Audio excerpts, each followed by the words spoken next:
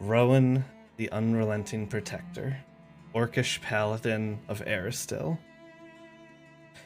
Rowan laid down her life for her allies to ensure that they could escape the wrath of Euronymous, and now resides within the realm of her god, Aristil, in endless rolling fields where she hunts with proud snout to pass her days. Aichi would spend some time back at the temple with Tenkaners.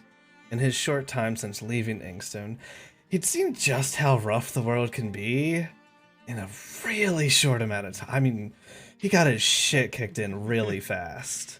Oh, yeah. Really?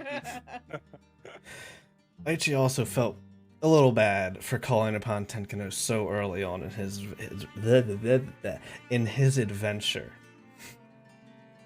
But he was not deterred. This only lit his fire more, and after taking some time to recover and properly prepare himself this time, Aichi set out to leave this continent and explore more of the world.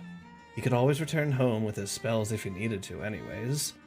A vast world was out there, just waiting for him to discover it.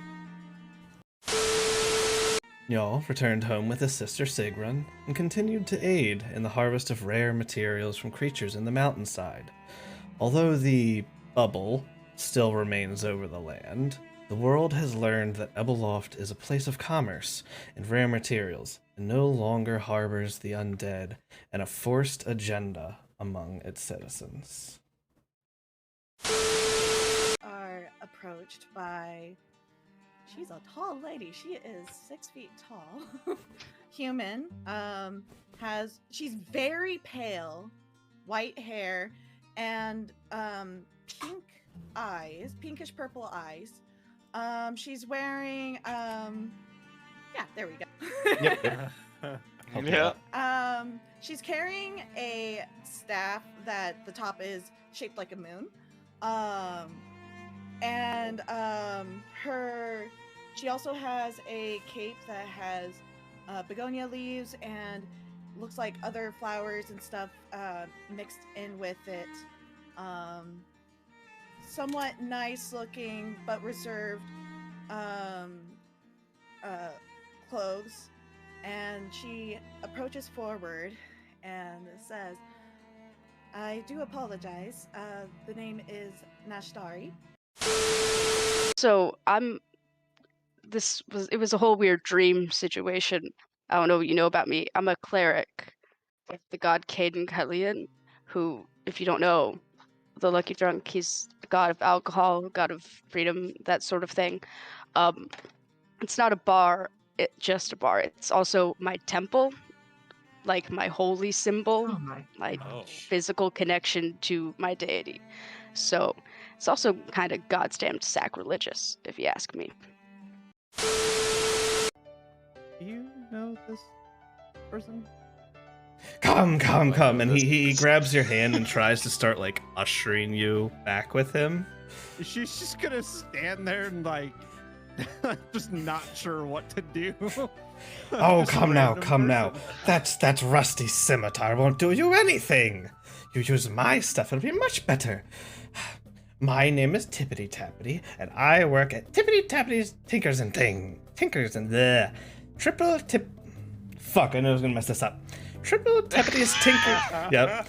Triple Tappity's Tinkers, Tinners, and Things. I work there with my brother and sister, Toppity Tappity and Trinity Tappity. Come. You should check out our stuff. Can I look at Can you write that down? Can you put that in the chat, please? Yeah, I just wrote down tongue twister shop. Be like, fine, you want to be misbehave, you go in the pocket. Fine, I won't tell you what was in your sister. Yeah, phrasing. Yeah. Phrasing. I know what I said. Oh, Fair. Lord. All right. Fair. Towards about knee level. Megan, would you please describe your character? Yeah. Looking down, you see about 3.5-ish feet tall, an older goblin man, green skin, pointed ears, the whole deal. He has longer, white, scraggly kind of hair and a beard. He has one bright yellow eye, and the other one is cloudy and blind with a big scar going over it. And he's wearing armor that looks well cared for, but also looks older than any of you. And he is also holding in his hand a golden staff that looks entirely out of place with everything else that he is wearing and holding.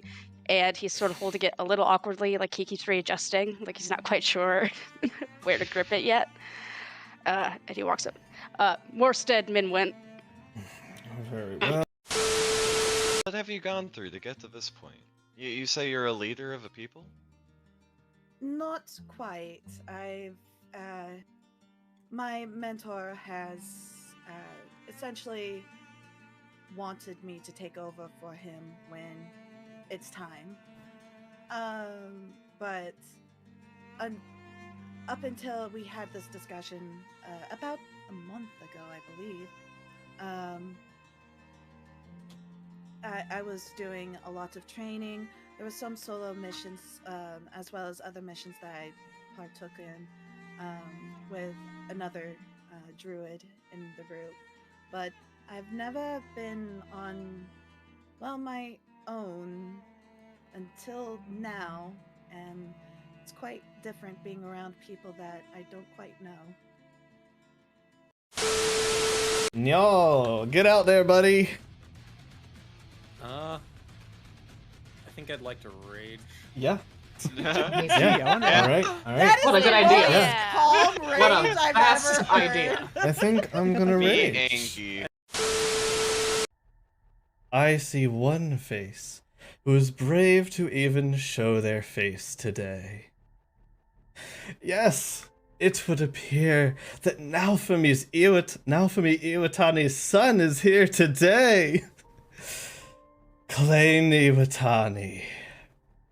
As Vela finishes her sentence, the entire arena goes dead quiet, and the people begin to trace where her eyes are looking, directly into Klains. The crowd begins to turn towards the party, but more specifically towards Klain, and a circle starts to encompass the party as they spread out from you. Thousands of eyes lay dead quiet, staring daggers at Klain. Tables.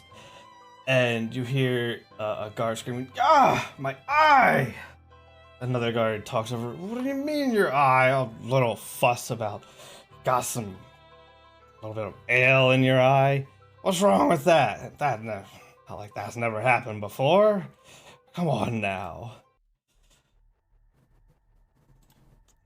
And he, once again, "No, you don't!" And he slumps over on the table, his ale spilling out everywhere. The guard beside him kind of shaking him like, "Come on, what's going on?" Several other people, guards and some civilians nearby, begin coughing and holding their hands over their eyes in pain as well. As the first body begins to shift, a black bubbling ooze begins to surface to their skin, overtaking their entire body. The body convulses and splits open down the middle as black spikes begin to cover the body. Some of the other bodies, however, react differently. I will... Nash immediately jumps up. As Nash comes to attention, as it's exactly what Nash feared. One of the fire Genasi's bodies erupt out in flames as their arms fall off, and out of one of them, countless black tentacles come bursting out of the side of their body from the empty socket, as their body is also covered in this same similar black oozing substance, more viscous than the others. It looks fleshy and like it's consistently slipping off onto itself, like a waterfall of flesh and black ooze onto its own body. I will bring out the rest of the creatures. As several of these people burst out and transform. And that's where we'll pick up next week. Thanks for the nightmare fuel. Jeez. Yeah, seriously. Oh, sorry. I was like, what's the let me give you a close Oh up. my gosh. Oh, what is That is that? terrifying. It's so No. Y'all just calmly steps over up out of his seat, and Ayaki, you just see this great axe just come up through the void lane as it falls to the side and dies. Perfect. Nighty night, buddy. As it falls to the ground, 10. its body starts to slowly dissipate. Okay. So I have Nano style. Something else. As well as... Well, I'll let you figure that out on your own. Can't tell you everything. This is why I don't talk to you that often. What would be the Just fun? for my knowledge, this is all internal with Ayaka. This is entirely all in Ayaki's internal. head. It's all that.